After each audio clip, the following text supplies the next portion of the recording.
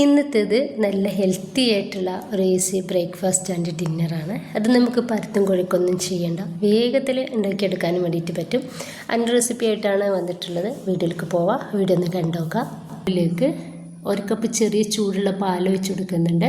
1 table spoon പഞ്ചസാരയും, ഇനിയിപ്പോൾ ഇതിലേക്ക് 1 ടേബിൾ സ്പൂൺ ഓയിലും അതുപോലെ തന്നെ 1 ടീസ്പൂൺ ഇൻസ്റ്റൻറ്റ് ഈസ്റ്റ് കൂടി ചേർക്കുന്നുണ്ട്.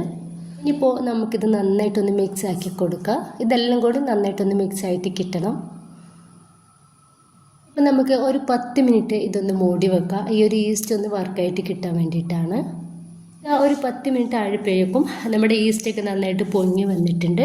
ഇനിയിപ്പോൾ നമുക്ക് ഇതൊന്ന് മിക്സ് ആക്കി കൊടുക്കുക. ഇതിലോട്ട് ഞാൻ ഒരു കോഴിമുട്ട പൊട്ടിച്ചൊഴിച്ച് കൊടുത്തിട്ടുണ്ട്. എന്നിട്ട് ഒന്നുകൂടി നന്നായിട്ട് ഒന്ന് മിക്സ് ആക്കി എടുക്കുക.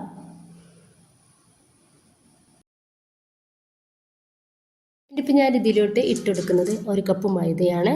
എന്നിട്ട് നന്നായിട്ടൊന്ന് മിക്സ് ആക്കി എടുക്കുക.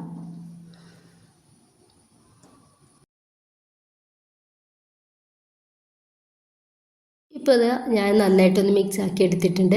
ഇനിയിപ്പോൾ നമുക്ക് ഇത് ഒരു അരമണിക്കൂർ ഈ ഒരു ഈസ്റ്റ് നന്നായിട്ട് പൊങ്ങാൻ വേണ്ടിയിട്ട് മാറ്റി വെക്കണം. കൂടുതലായിട്ട് നമ്മൾ ഈസ്റ്റ് വറുക്കാൻ വേണ്ടിയിട്ട് കാത്തു നിൽക്കേണ്ട.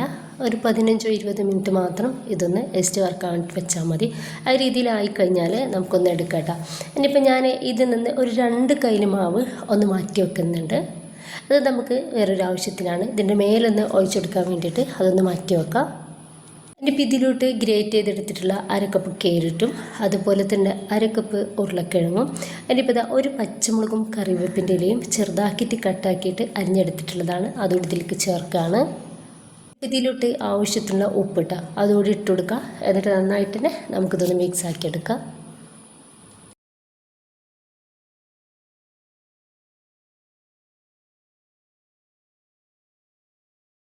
നന്നായിട്ട് ചൂടായിട്ടുള്ള പാനിലേക്ക് വളരെ കുറച്ച് വെളിച്ചെണ്ണ നമുക്കിതുപോലെ ഒന്ന് സ്പ്രെഡാക്കി കൊടുക്കാം.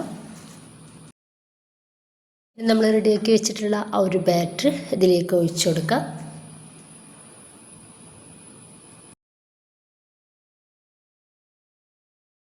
ഇനിയിപ്പോൾ എല്ലായിടത്തും നമുക്ക് ഇതുപോലെ ഒന്ന് റെഡിയാക്കി കൊടുക്കാം. 1-2 സെക്കൻഡിന് ശേഷം നമുക്ക് മാറ്റി വെച്ചിട്ടുള്ള ഒരു മാവ് അതിൻ്റെ മേലേക്കായിട്ട് ഒഴിച്ചു കൊടുക്കാം.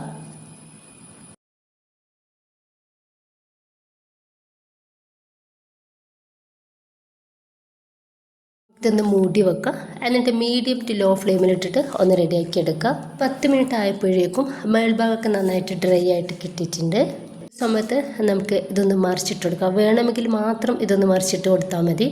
ആ ഒരു മേൽഭാഗം ഒന്നുകൂടി ഒരു ചെറിയൊരു കളർ മാറ്റം വരാൻ വേണ്ടിയിട്ട് മാത്രമാണ് നമ്മളിങ്ങനെ ചെയ്യുന്നത്. 1-2 മിനിറ്റ് മാത്രം വെച്ചാൽ മതി. അപ്പോൾ ഇങ്ങനെ ആയാൽ നമുക്കിത് പ്ലേറ്റിലേക്ക് മാറ്റി കൊടുക്കാം.